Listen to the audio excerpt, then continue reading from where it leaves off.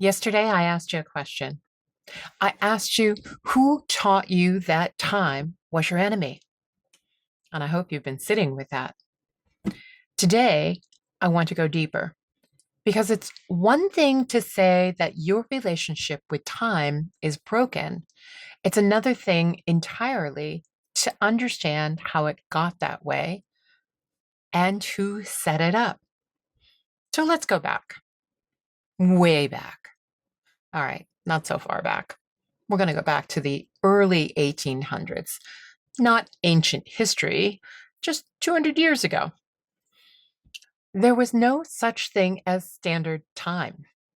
Every town in America kept its own local time based on the position of the sun in that town's sky.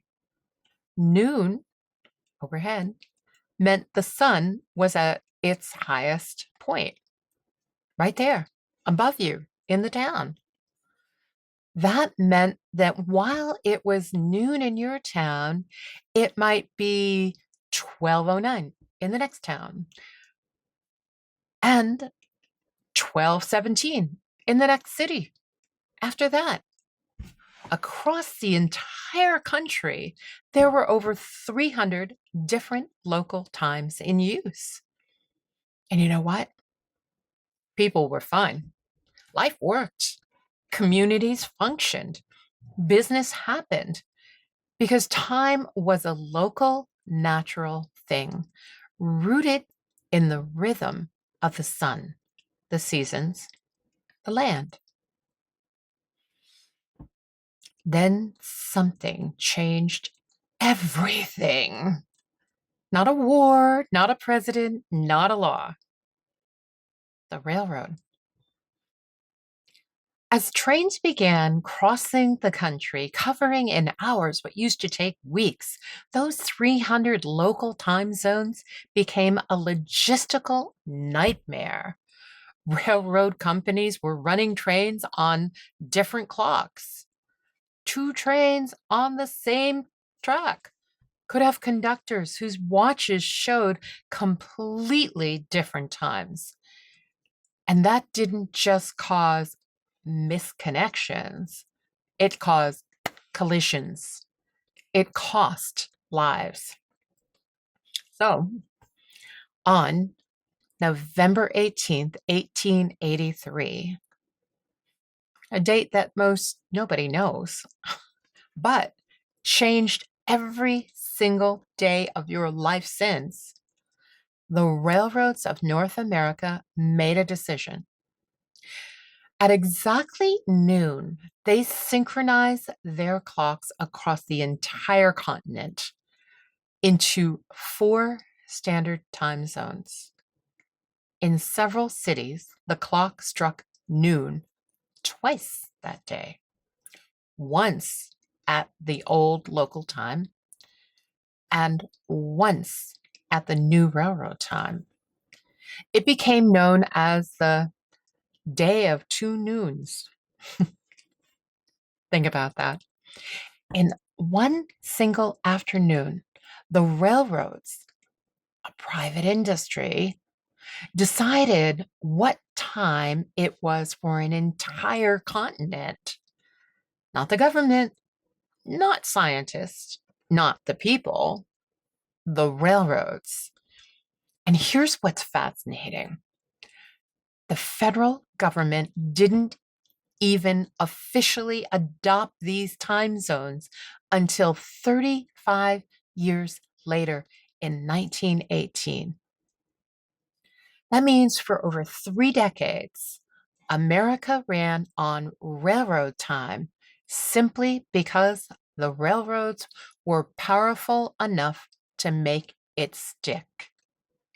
The most powerful force in your daily life was decided by a train schedule.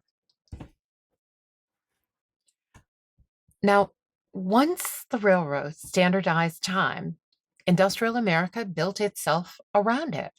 Factories adopted the same standard, and with it came one of the most powerful symbols of the industrial age. Did you guess it? the punch clock.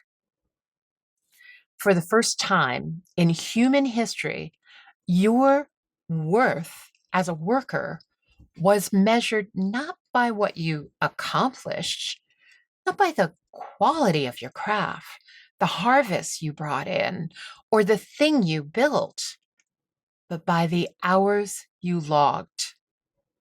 You punched in, you punched out, and the time between those two moments belonged to someone else.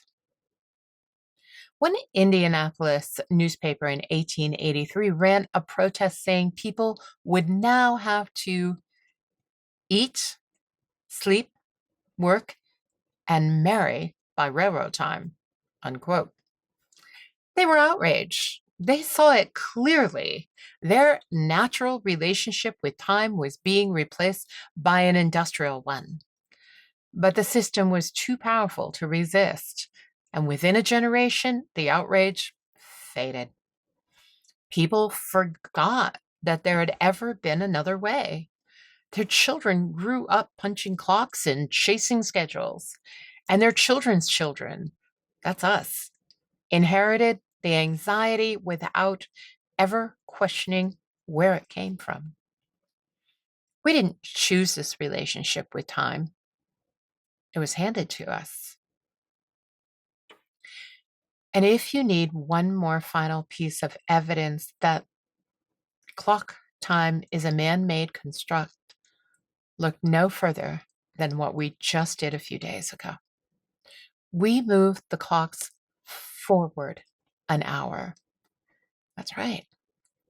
Daylight savings time was introduced in Germany in 1916, not by farmers, not by health, or not for your health, not for your benefit, as a wartime energy saving measure.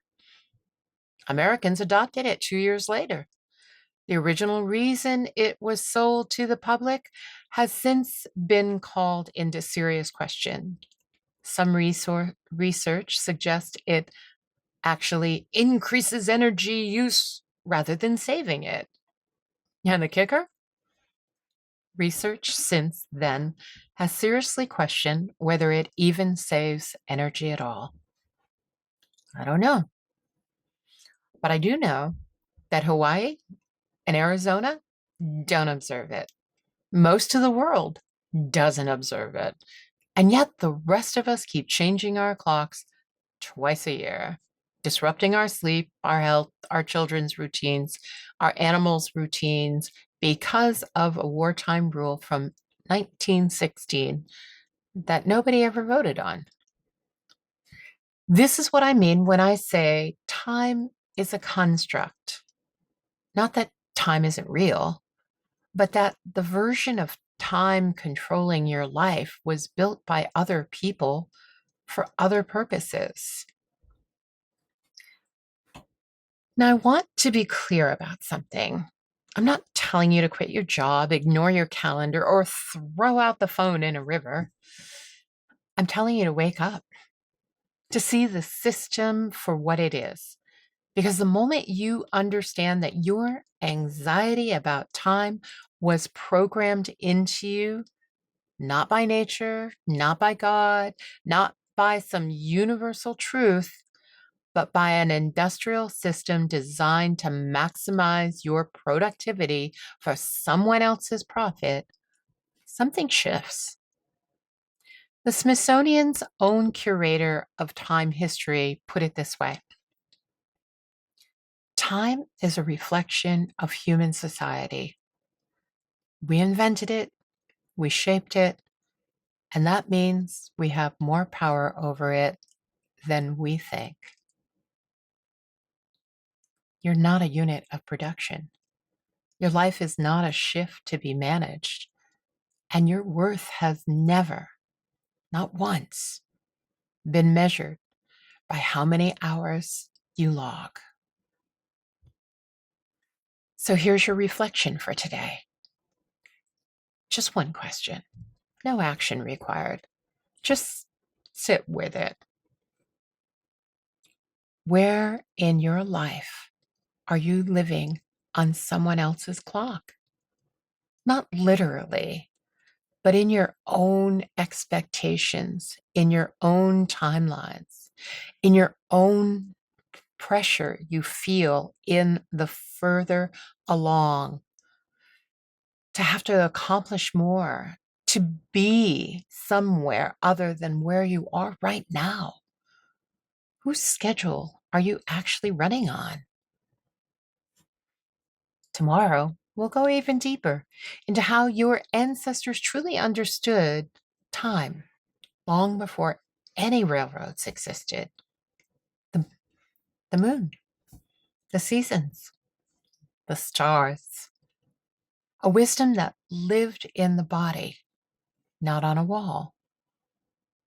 Clock time was invented to control the masses. Your time is yours to reclaim.